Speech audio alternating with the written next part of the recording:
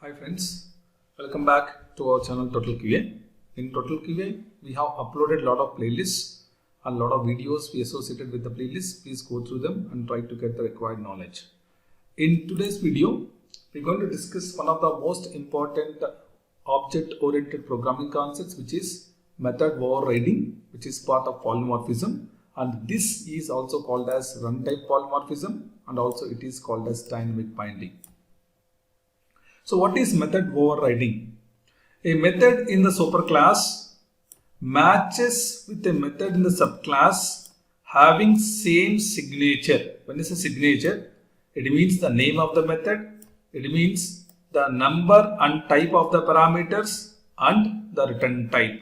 Then we call these methods as overridden methods. And also subclass, superclass and subclass concept will be mainly used in the case of inheritance. So definitely a superclass we have to create and a subclass extends superclass, and these two classes there is a method which is having the same signature. It means name, number and the type of the parameters and return type should be matching. Then we can say these two methods are overridden methods. Let's look into an example. There is a class car which has a method speed, but this car speed is 100 kilometers, and there is a class sports car which is extending car having the same method as this method, but the maximum speed is 200 kilometers. So if you look at this example of car and sports car is extending car and the method speed is overridden. The reason being the signature. When it's a signature, the name, the number, the type of the arguments and the return type is also same. Then the example for overridden methods are speed method. Speed method. Now let's look into the example. So we will create a car class. And in the car class, we create one method, public void speed. Just put information that maximum speed of the car is 100 kilometers. Now create one more class. We create sports car, but let me keep it right hand side. The sports car is extends car class, and we keep the same method, copy this, keep it here, and we will try to put maximum speed of the car is 200 kilometers per hour, right? Now if you look into this, there is an arrow, click on this arrow, it gives an information that this method car is the class name, speed is the method. We are overriding this method in the sports car, which is a subclass. This we call as subclass. This we call as superclass. Subclass extending superclass. Now the method available here same as this method. So we can call speed as a overridden method as an example now. Let's look into this now. This one versus this one. And what is the relationship between car and sports car? Sports car is extending the car class. Now let me write a main method now to execute the program. Public static void main.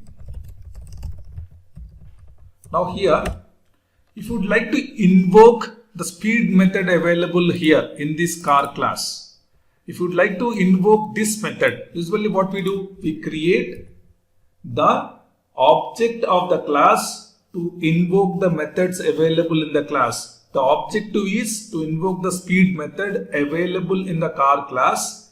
I say car C is equal to, or I'll say car C1 is equal to new car C1 dot speed.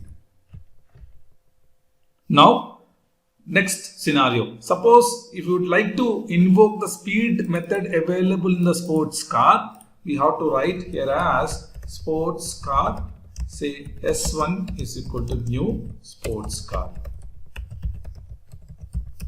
S1 dot speed. So now when I click here, this speed is invoking this one. When I click here, when I mouse over and click, it is going to here. When I execute the program, we get the output maximum speed of the car is 100 kilometers, then maximum speed of the car is 200 kilometers. Let's execute the program now. Run as Java application. So we get the output as 100 kilometers and 200 kilometers. And this is straightforward and we can understand this concept very well. Now there is one more point. In Java, we can associate the subclass instance to a superclass reference variable. We can associate subclass instance to a superclass reference variable. It means when I create car C2 equal to, this is a superclass and this is a reference variable of the superclass. We are going to store new sports car. And we'd like to invoke C2.speed. This we call as upcasting in Java. Upcasting. What is upcasting? Associating the subclass object to the superclass reference variable is called upcasting. What is downcasting? Associating subclass sports car subclass reference variable storing the superclass instance is called downcasting. Will downcasting is possible in Java? No, downcasting is not possible. We cannot associate the superclass object to a subclass reference variable.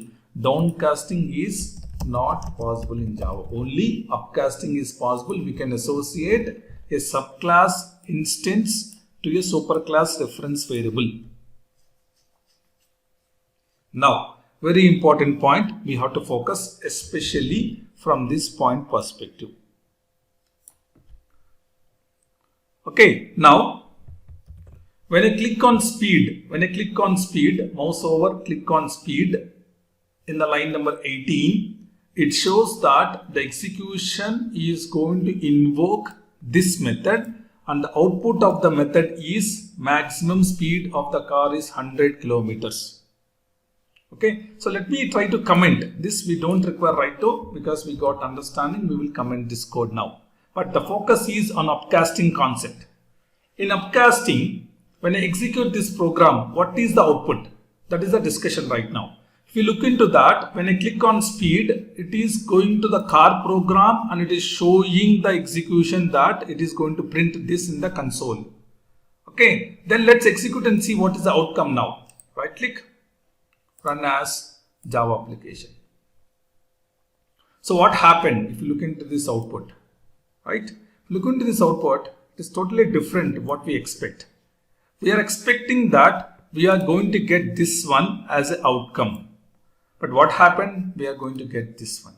What is the reason why it is changing? We thought that when we click on this speed method, it is going here. But during execution, what is happening? It is invoking the speed method available in the sports car. What's the reason? The reason is very simple. 1 second. The reason is very simple. If you look into that, during runtime, during execution time, the JVM will identify the instance. What type of instance it is? It's a sports car. The instance is of type sports car.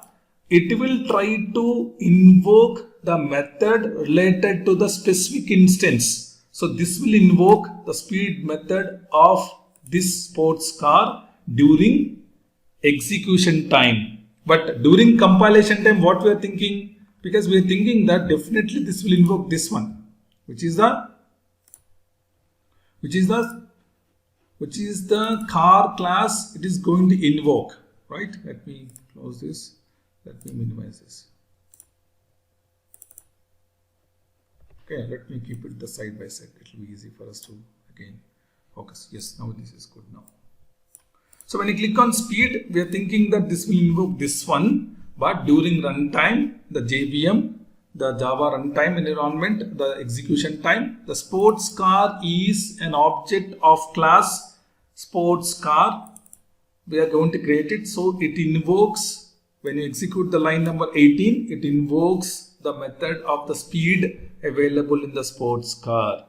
So this we call as dynamic binding, because the binding which is already assigned to invoke the method of the car class has been changed during execution. We can call this as a dynamic binding, and also not only that, this is also called as runtime polymorphism. The reason being, during execution time, during runtime, based upon the object type, it invokes the method associated with the specific object class.